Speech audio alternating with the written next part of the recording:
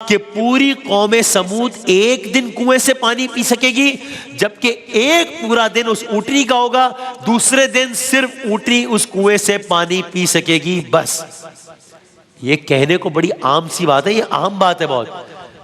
एक तो ये कि उस जमाने में, यानी मैं ज्यूम करता हूं कि ऐसे तो नहीं कि घर घर में पानी की फरावानी होगी है, वो तो वो बड़ा अहम था वो कुआं।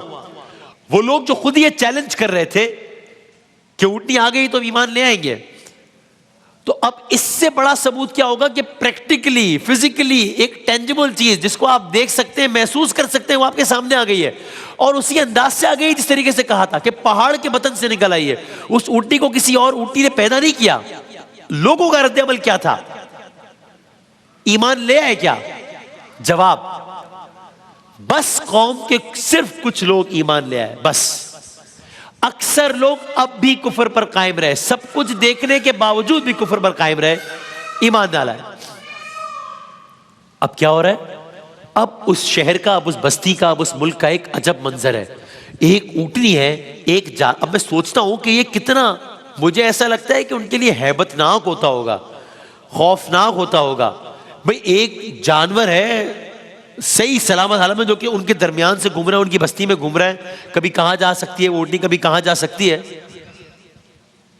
तो अब लोगों की अपनी फरमाइश पर एक जानवर आया और पैदाइश भी गैर मामूली अंदाज में उनके दरमियान घूम रही है, उनके इलाकों में घूम रही है। अब उस ऊँटनी का रूटीन क्या है? उनके इलाकों में घूमती रहती, जहां से चाहती चरती, जब चाहे कुएं पर चली जाती। अब यहां कुएं का मामला बड़ा अहम है। कुछ इस तरह का होगा मामला जैसा आप तस्वीर में भी देख रहे हैं, इसी तरह का कोई कुआं होगा।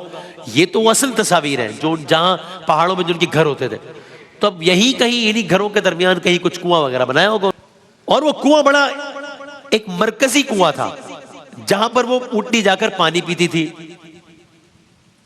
कुछ जगहों पर है, यानी वो कुएं का सारा पानी पी जाती थी। एक आयत का तर्जुमा है इसी हवाले से, क्या है? तुम्हारे परवरदिगार की तरफ से एक मोजिजा आ चुका है।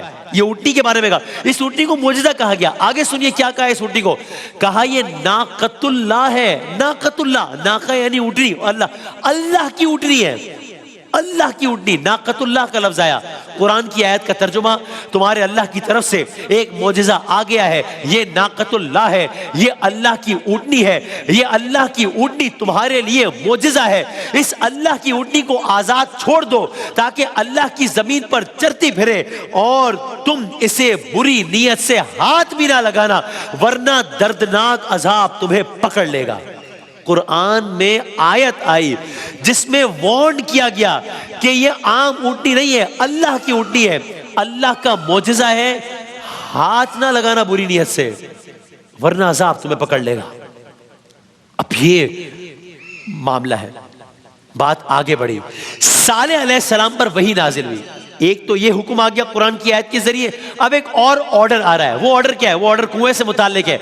सालेह अलैहिस्सलाम पर वही नाजिल हुई और उन्हें कहा गया कि आप कौम के सरदारों के पास जाइए और उन्हें एक और बात बता दीजिए। वो क्या? कौम के सरदारों के पास जाइए और उन्हें बता दीजिए कि ये जो अजीमुशान कुआं, जो कि होगा कुछ इसी तरह का मैं कह रहा हूं, ये जो अजीमुशान कुआं है जो कि वादी के दरमियान है, अब आज के बाद से इस कुएं के पानी का बंटवारा होगा। क्या मतलब है? और साथ में कहा ये हुक्म मैं नहीं दे रहा हूं, ये हुक्म इस ऊँटनी का रब दे रहा है। नाकतुल्लाह, नाकतुल्लाह, अल्लाह की ऊँटनी, अल्लाह का ये हुक्म है जिसने इसको पहाड़ से निकाला हुआ है। कुछ होगा ना इस तरह का बंदर के जहां पर वो ऊँटनी इस तरीके से घूम रही होगी। बंटवारा कैसे होगा कुएं का?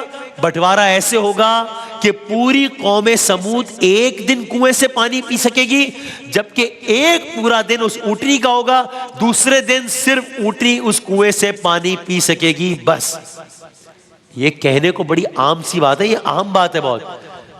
एक तो ये कि उस जमाने में, यानी मैं ज्यूम करता हूं कि ऐसे तो नहीं कि घर घर में पानी की फरावानी होगी है, वो तो वो बड़ा अहम था वो कुआं। और सोचिए अब अमलन क्या हुआ, पूरी कौम एक तरफ, ऊँटनी एक तरफ, कि पूरी कौम ने पीना है पानी एक दिन और एक दिन सिर्फ ऊँटनी ने पीना है पानी। साथ में फिर वार्न किया, अगर किसी ने इस हुक्म की नाफरमानी की कोशिश की, कि अगर किसी ने उस दिन भी कुएं से पानी पीने की कोशिश की जो दिन ऊँटनी का हुआ, तो फिर वो अजाब का शिकार हो जाएगा, फिर वो अजाब का शिकार हो जाएगा। अगले दिन से हुक्म पर अमल दरामद का वक्त आ गया, बारियां शुरू हो गई। अब ऊँटनी के पीने के दिन ऊँटनी कुएं के गिर्द रहती, जी भर के पानी पीती, और उसकी मौजूदगी में किसी बड़े से बड़े, अपने आप को तुर्रम खान समझते थे ना कि पहाड़ों के दरमियान घर बनाया है, किसकी जुर्रत है कि हमें हाथ लगा सके। अब ये सारे जितने बड़े बड़े तुर्रम खान बन रहे थे, किसी की जुर्रत ना होती कि कुएं के करीब फटक सके जब ऊँटनी पानी पी रही होती।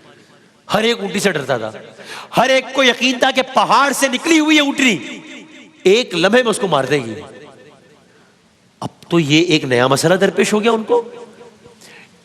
इसका एक इकोनॉमिक एंगल भी है, इस मसले का एक मुआशी पहलू भी है। भाई यही वो कुआं था जो उनकी प्यास बुझाता था, यही वो कुआं था जिनसे वो घरों में पानी इस्तेमाल करते थे। ये तो उस जमाने की बात है ना। आज भी आप चले जाइए बहुत सारे इलाकों में पाकिस्तान के, मैंने देखा है कि जहां पर, और ये ज्यादा दूर नहीं, आप कराची से चलिए और कोई 80 मिनट अपनी गाड़ी चलाइए तो आप ऐसे इलाकों में पहुंच जाएंगे जहां पर चारों तरफ घर है, बीच में या कोई कुआं है या इस तरह की कोई चीज है, सब वहीं से पानी लेके अपने घरों में इस्तेमाल करते हैं। ये तो आज 2023 में कराची से 80 मिनट की ड्राइव पर है। उस जमाने में क्या होता होगा? अब यही वो कुआं है जो उनकी प्यास बुझाता है, इसी कुएं से वो घरों में पानी इस्तेमाल करते हैं, इसी कुएं से वो खेती बाड़ियां करते हैं, इसी कुएं के पानी से उनके जानवर सैराब होते हैं। अब एकदम उस कुएं की जो यूजेज है वो स्लैश होके 50% हो गई है। पूरी कौम को एक दिन के बाद दूसरे दिन का इंतजार करना पड़ता। अब ये हालत उनके लिए नाकाबिले बर्दाश्त होती चली गई। यानी अब महफिलों में, घरों में, बाजारों में हर तरफ एक ही टॉपिक छिड़ गया कि अरे ये हमने क्या किया, ये हमने खुद अपने आप को मुसीबत में डाल लिया। ना हम इस ऊँटनी का मौजूदा तलब करते, ना ही ऊँटनी हम पर मुसल्लत हो जाती, और हमारा मामला वैसे ही चलता रहता जैसे सालों से चल रहा था। हम मुसीबत का शिकार तो ना होते कम से कम।